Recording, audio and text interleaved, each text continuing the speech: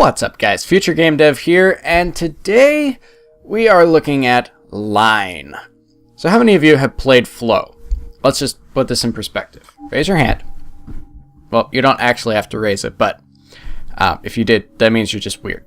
But I'm going to play the beginning of this just to kind of explain how this works. So kind of like Flow, you do have to connect same colors to each other. You have a start point and an end point, and anywhere in between, you have to connect to colors of like. You cannot cross into the other kind, and you can travel diagonally as well as vertically and horizontally.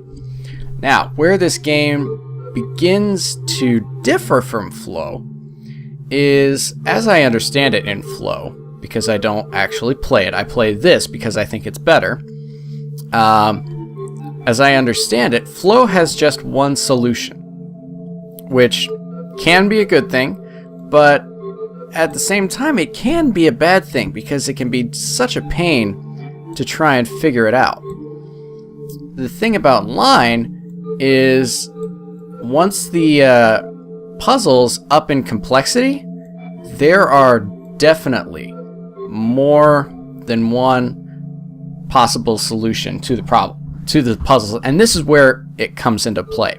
These junctions, just like how you have to intersect every block that's the same color, you have to fill all of these junctions. You have to cross them as many times as they so desire. I've seen them get as many as 4 right now. I don't know how high they get.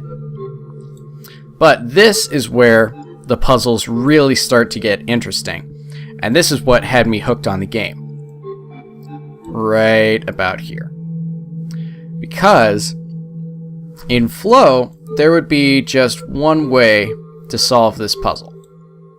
In this game, there's probably still only one way to solve that specific puzzle, but you kind of get the idea. That was kind of a bad example, but did not quite finish that. So as soon as I blaze through this section, which is going to happen pretty quickly, I'm going to take you to the more advanced puzzles, which I'm at right now. There are a lot of puzzles in this game.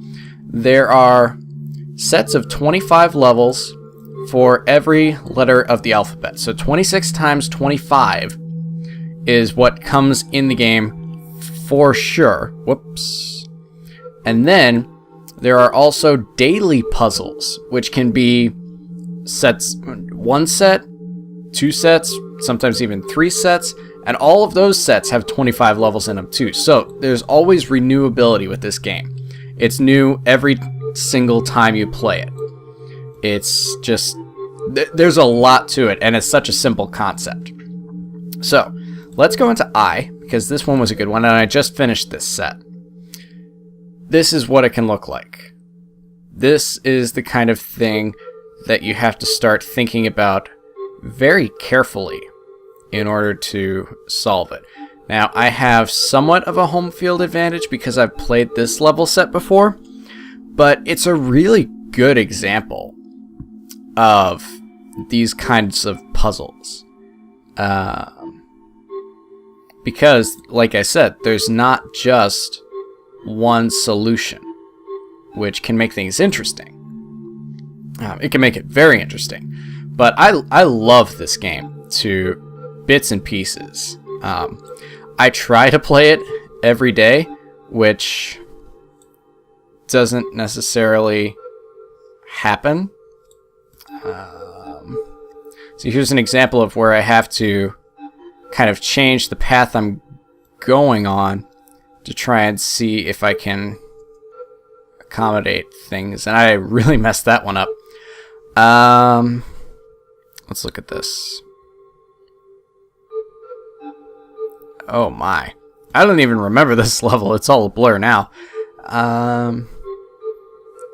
It's the kind of game that just, you try one path, you see how it works, and then you take other paths as you need to. You just adjust it until you get the perfect balance, which sounds really corny, but it's true. And it's really what makes the game for me. The fact that, one, it's so big, and two, the amount of content that's available from it. I did a little bit of digging because my sister was asking me about it after I forced her to sit down and play a little bit and see what she was missing out on. And she asked me, is it on the App Store? And I had to look because I wasn't sure if it was on Google Play. And if it's on Google Play, chances are it's in iTunes as well.